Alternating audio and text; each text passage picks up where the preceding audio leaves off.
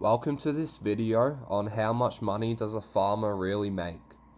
Farming is often admired as one of the most essential and honourable professions, but behind the romantic image of wide open fields and fresh produce lies a complex financial reality.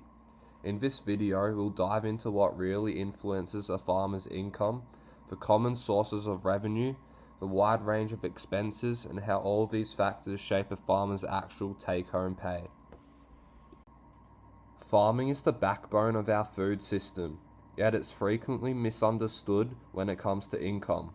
Many assume farmers are either barely surviving or raking in huge profits, but the truth sits somewhere in between. Farmer earnings can vary drastically based on the type of operation, location, market forces, and even the weather. We'll take a closer look at these elements to understand what makes farming profitable or not, and whether it's sustainable long-term livelihood.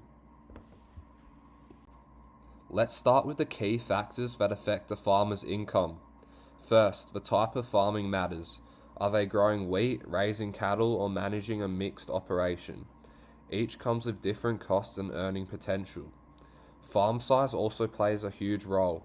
A small 10-acre veggie farm will have a completely different income structure compared to a 5,000-acre wheat operation. Then there's location. Areas with fertile soil and good rainfall generally offer better returns. Market access and pricing also impact profits. Farmers closer to urban centres or those with better supply chain access often do better. Finally, input costs like fuel, seed, and feed can eat into profits very quickly. So where do farmers actually make their money? There are several main revenue streams. The most obvious is crop sales, selling produce like grains, fruits, or vegetables. Then there's livestock, such as beef, pork, or dairy products. Some farmers receive government subsidies or grants, especially if they're in drought-prone regions or supporting biodiversity. Others branch out into agritourism. Think farm stays, pumpkin patches, or farm tours to diversify their income. Some also enter into contracts or cooperatives, guaranteeing pricing or providing stability. Through these often come with their own risks. Let's look at some real numbers. In Australia, the average farm cash income is around $230,000 per year, but this number hides a huge range. Small hobby farms, which might be part-time or family-run, can bring in anything from $0 to $50,000 annually. Many don't operate for profit at all. Medium-sized farms, which are common in regional areas, may earn between $100,000 and $250,000. But large commercial farms, often run with more staff and machinery, can bring in $500,000 or more. However, this is gross income, not profit, and those earnings fluctuate year to year based on rainfall, market prices, and even global politics. It's easy to look at gross income and assume farmers are well off, but expenses tell a different story.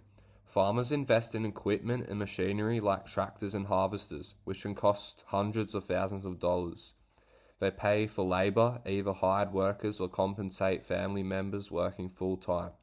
Then there's fertilizer, pesticides and seeds, all of which are essential and costly.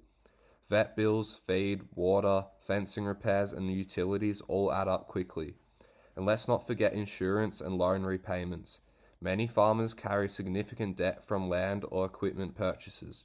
After all these deductions, that big gross income might shrink fast. With all those costs, what kind of profit margins do farmers actually see? For many, the margin sits around 10 to 15%. That means on $200,000 income, the farmer might only keep $20,000 to $30,000 in actual profit. This varies widely. A great year with ideal weather and strong prices can bring big profits, but a bad year like a drought, flood, or market crash can lead to losses or even debt. That's why farming is often described as high risks, low certainty. It's not just about hard work, it's about managing uncertainty. So what's the reality for most farmers? Some years are good, they make a decent living, reinvest in the farm, maybe even take a holiday. Other years can be devastating. income drops and costs stay the same or even increase.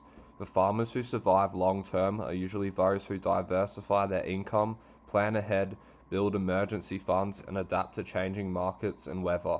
It's not an easy job, but for those who love the land, the lifestyle, and the independence, it's worth the challenge.